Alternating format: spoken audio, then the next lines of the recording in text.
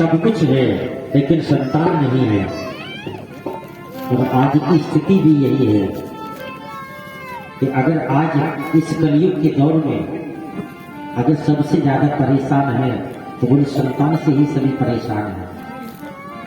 जिनकी मारे पुत्र हो गए वो भी रो रहे हैं, तो जिनके नहीं है वो भी रो रहे हैं। इतने लोग सुने हैं कि पति बिन सोनी मांगे हैं, पुत्र बिन घर सोनो, तो मुक्ति के मार्ग हैं, दो बिन है दुख दोनों। जल सोनो बिन मीना, वृक्ष फल पुष्पे विहीनो,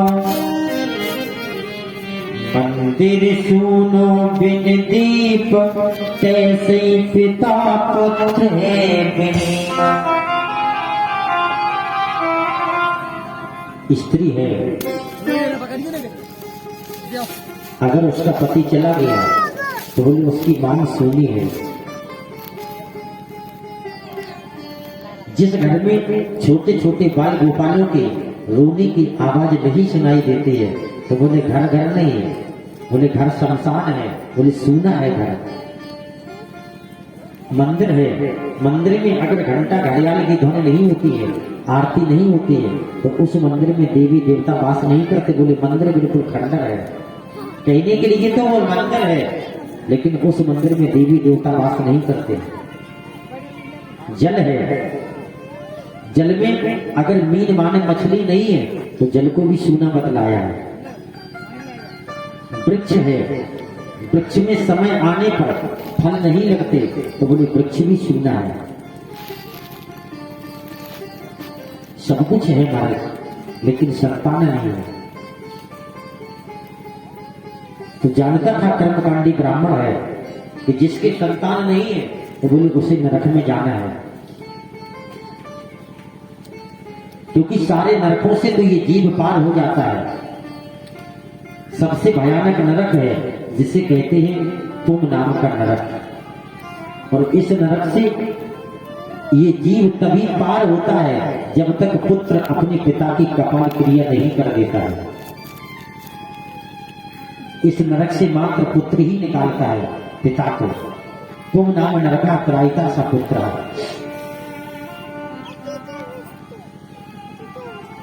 तो जानता था मेरा ब्राह्मण कि हमें नरक में तो जाना ही पड़ेगा, जो संतान नहीं है।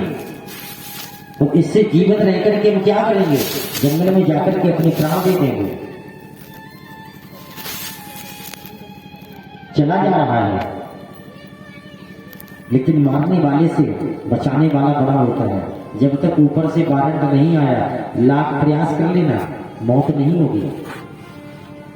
घर से तो ब्राह्मण निकल पड़ा कि जंगल में जाकर के हम अपने प्राणों को दे देंगे, मर जाएंगे। अचानक ब्राह्मण को महाराज प्यास लगा। ब्राह्मण ने विचार किया कि भाई तो मरने के लिए और मर के जाएंगे, लाओ पहले हम जल पी लें।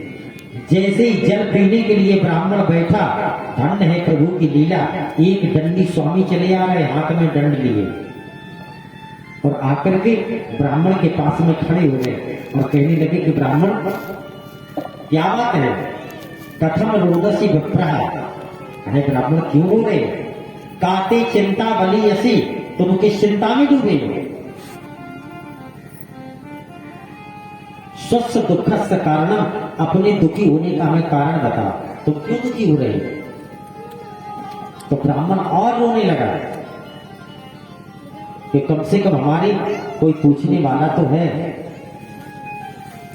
ब्राह्मण ने हाथ जोड़े और ब्राह्मण कहने लगा कि किम ब्रवीत दुखम पूर्व पापेन संचितम।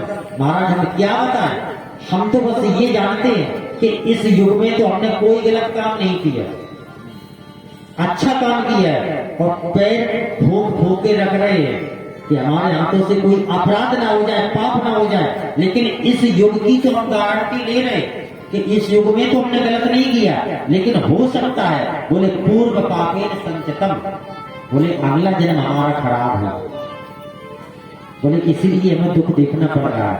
ऐसा नहीं है कि सोचो कि यहाँ तो हमें कौन देख रहा है, लेकिन 2 आंख वाले नहीं देखते, लेकिन ऊपर 1000 आंख वाला बैठा तो सबको देखता है।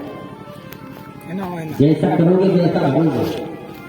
इसीलिए आत्मदेव ने कह दिया कि पूर्व पापेन संचितम, अगले जन्म में, पूर्व जन्म में मैंने कोई अपराध किया है और इसीलिए आज हमें दुख मिला है। बोले दुख क्यों मिला? बोले क्या दुख है? बोले महाराज हमारे संतान नहीं है, और संतान उसी की नहीं होती है, या तो पितृ देवता रुष्ट हो जाते हैं।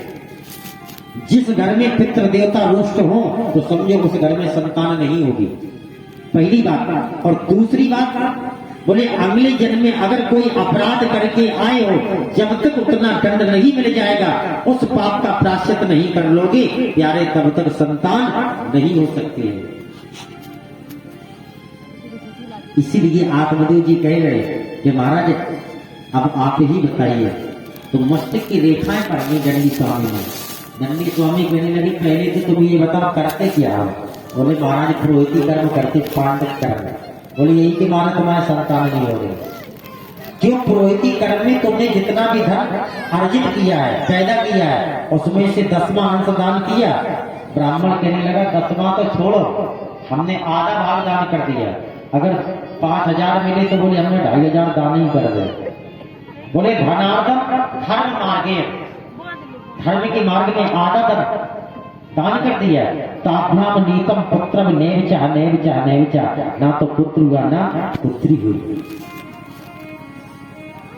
ब्राह्मण दंडी स्वामी समझ गया कि ऐसे नहीं होगा। कहा महाराज हम अपने घर में अगर वृक्ष लगाते हैं तो समय आने पर वृक्ष फल नहीं देता है। अगर तुलसी का बिरुआ लगाते हैं तो 3 दिन बाद तुलसी का बिरुआ भी सूख जाता है।